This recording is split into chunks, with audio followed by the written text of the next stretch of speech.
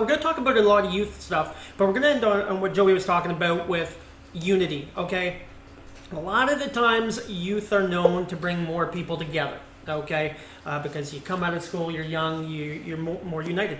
What can we do to bring, the entire community of Chatham-Kent, all wards together to kind of be unified? And Brock, you're already on council. Let's go to you to start with this. Yeah, it's interesting. So sitting at council, you do see a lot of pre-amalgamation attitude, and I think no disrespect to them, but when you sit there and you've got the former mayor Wallaceburg, the former mayor of Dresden, the former mayor of Tilbury, people that were on the original Chatham Council. I mean, there's history behind that, so they're steeped in that sort of tradition, and maybe there's some ruts that you can see forming.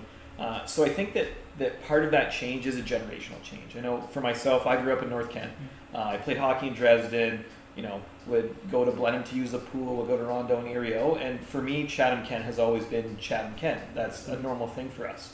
Right. And I don't think that's true of every generation. So I think as we see that change, it just is more of a natural fit for some people to view this as one community, and that's how the amenities are set up. Lots of people work in one community, live in another community. We don't exist in these little finite borders, and I think as people feel that as more normal, we're going to see that change on council as well. Mm-hmm. Yeah. That's a good point, Brock. I feel like something that I've been hearing a lot is around the dynamic element, not just of people within Chatham-Kent going to communities, but also our partner municipalities outside of Chatham-Kent, right? We're all very much connected. I do think, though, within Chatham-Kent, we need to operate under guiding principles, and we need to operate on our strengths, right? So that's what you hear the voices of smaller communities say, oh, Chatham gets everything, or we feel left out. I think if we had a council, and like you said, like a new generation of councillors that operated under some form of guiding principles around recognizing that the strength of Chatham-Kent is the uniqueness and the diversity of its communities, and that all of those communities working together is how we can build a stronger community. Just because, like you said, right, like I also swam in Blenheim, right? That's where you would go in the wintertime to go swimming. You go to Wallaceburg during Wambo season. You go to, Pancora during the harvest festivals. You go to Wheatley for fish festivals. So there's a lot of these different brands, you could say, that our communities have, and I think we need a council that recognizes the uniqueness of all of those brands while working together to move the whole community forward. Each town has its own asset. Every town has its own quirks, its own destination, each one of them, but we are uniquely different and we need to work together.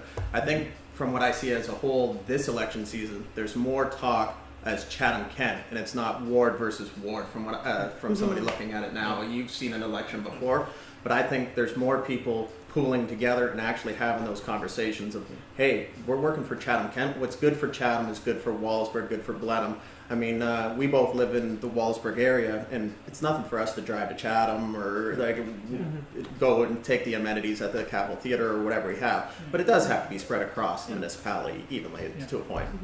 I definitely agree with that, but I think Melissa's on to something with these kind of general guiding principles, because you're going to have this holdover kind of animosity between people because they went through it, like you're both mentioning.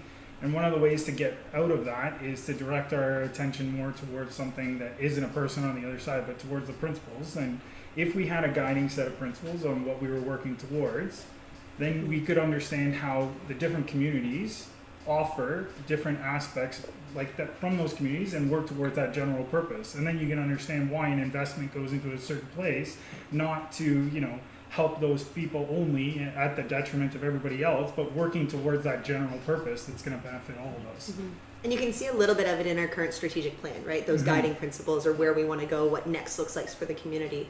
But I think I'd like to see, and if elected, there's probably more people who would like to see that strategic plan really looked at a little more critically, called out more when council's making decisions, rather than saying, well, this is what this means for my community, or this is what this means, right? Like, look towards that strategic plan, because if that's where everybody's going, and also include more diversity of the different communities kind of embedded into that strategic plan.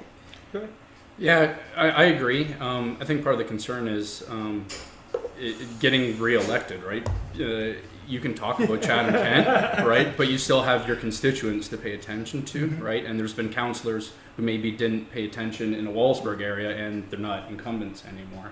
Not saying that that's proper, but to get past that mentality and actually see that we need to do what's best for the municipality, not necessarily for our area. But that goes for each of the wards, right? Yeah, and I think there's that balance, right? What's For best sure. for your area is probably also best for the Yep. municipality as Yep. a whole, right? Yep. One of the ways to get through in that regard is small wins. Like we tend to focus on like big projects and how, because big projects are seen and people can connect with those. But if we can make the small wins, the tiny projects, more visible and more kind of noticed, especially as they relate to general principles that we're all working towards, I think small wins help to mitigate a lot of that negative sentiment that comes from, hey, I see this huge project got built over there in that ward, we're losing out. Right. Mhm. Yep. Yeah, and I also think our community versus your community, or Chatham gets this and other communities don't. It's not necessarily that the small towns don't want to see Chatham develop and infrastructure grow. There's just a fear that they may lose their Lose out. infrastructure, Yeah. right? And they have lost over time, Yeah. not just because of the amalgamation. Economic downturn slaughtered a lot of these little towns at the Yeah. exact same time. So they have seen a big loss, and Mhm. rightfully so. They want to hold on to what they have. Yeah. And I mean, they need, right, like for vibrant communities to grow, all of Chatham Kent needs to be invested in, infrastructure needs to develop, trails to nowhere need to happen, because that's how the whole Yeah. community grows, right? We Yeah. all grow together. Brock? Well, yeah, and I think it's interesting when we kind of talk about like the loss in communities, and I think that sometimes that's a focus post amalgamation, and we do blame amalgamation for a lot of that. And it's interesting if you just even look at how funding changed because of that change.